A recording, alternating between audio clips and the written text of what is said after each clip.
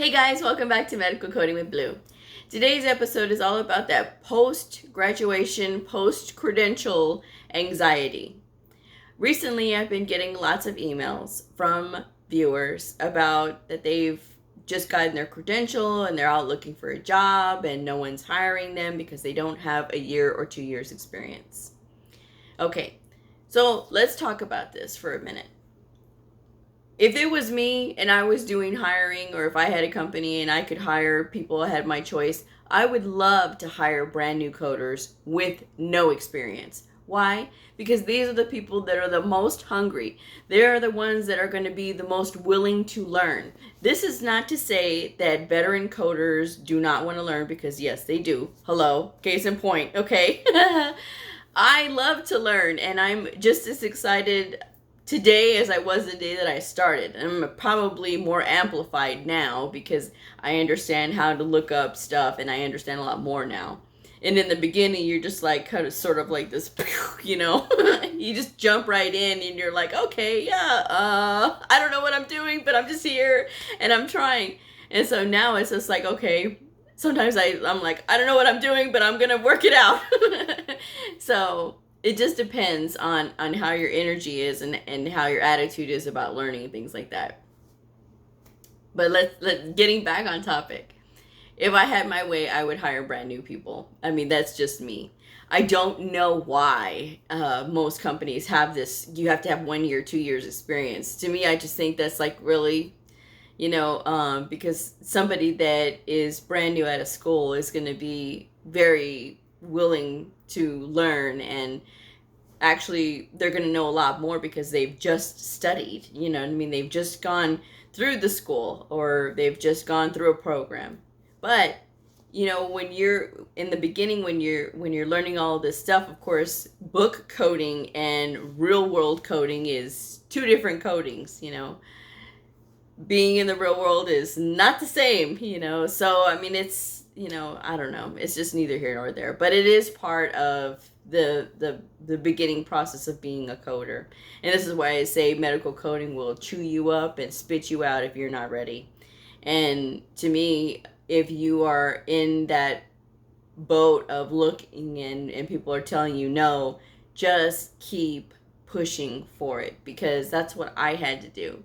I have several videos up about how I got started, when I first got started, and all the anxiety that I felt starting and not getting in anywhere, and hearing that same thing of, you don't have any experience. And that is so aggravating, in the beginning. But once I pushed past it, with the support of my mom, that was all I needed to get me through that time, and getting through and finally getting that job and finally being in and finally starting to do all of these things, and now having my own channel so I can be able to tell you all about my experiences. Hopefully that will help you and encourage you to keep going. Just keep going. I hate when I hear people that just have so many bad things happen that they can't get in, and they just kind of give up. And these are like the people that are probably would have been really great medical coders had they been given a chance, But until I have my own company one day, all I can just tell you is to just keep trying. That's all I can tell you. But I also want to talk about the fact that I've been getting the question of, will I forget how to code? I think once you know how to code, and I can't say this definitively because this is just my opinion, but I can't say that you would forget how to code, because it's kind of like riding a bike, right? I haven't ridden a bike in years, okay? And now I'll tell you something about riding bikes with me, okay? If there is a bicycle in the room, if it is in a corner, I will trip on it. I am not kidding. There's something about me with bicycles. I get on the bicycle, I get clumsy, I fall, I run into things, and I have very good coordination, but for some reason when I get on a bike, forget it. So, but like I said, it's like riding a bike. I mean, I know how to ride a bike, even though I have not ridden a bike in years. I probably will not get on another bike if I have my way. A bicycle or a motorcycle. If a motorcycle is parked and I can pose with it, that's one thing, okay?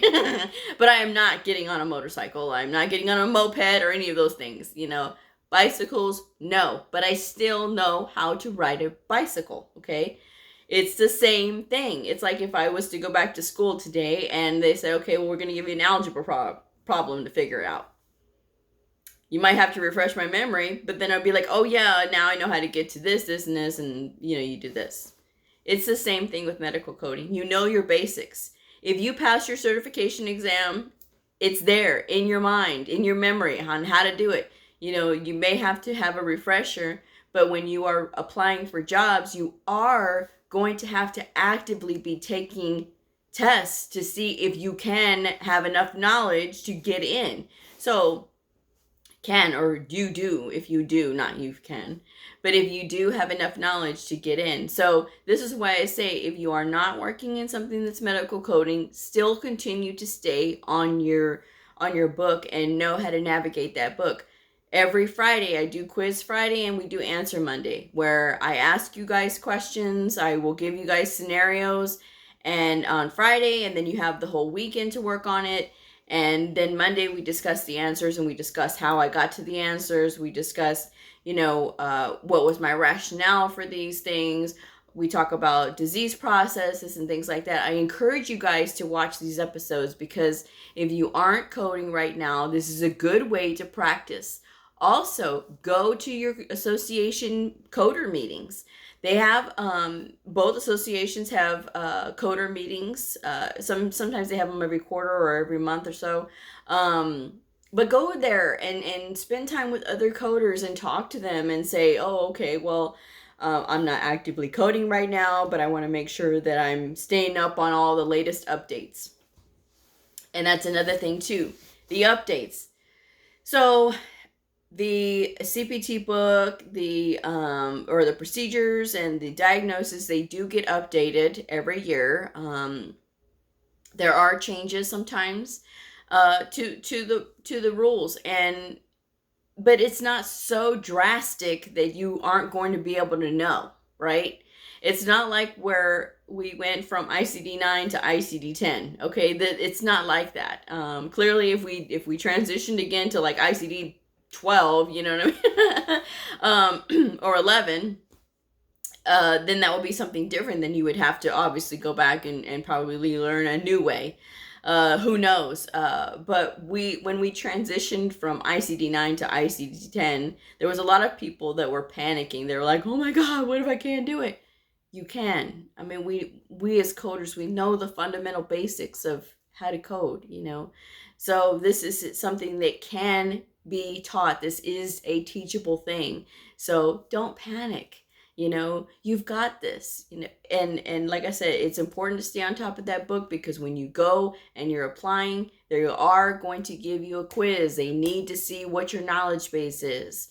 And if you are somebody that has zero experience, you want to impress the hell out of those people. And you want to make sure that they know, hey, she doesn't have any experience, but God dang it, she knows what she's doing. She answered everything correctly, or she answered majority of them correctly.